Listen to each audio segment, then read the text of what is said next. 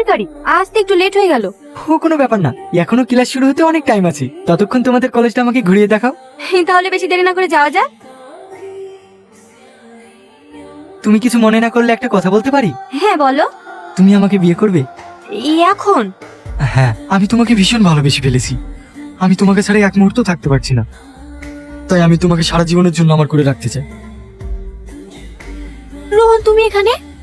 হ্যাঁ, আমি বিয়ে করতে এসছো? বিয়ের সাজে তোমাকে অনেক মায়াবী লাগছে, কিন্তু এই মায়াবী মুখের ভেতরেই লুকিয়ে আছে এক ধোঁকাবাজ চেহারা।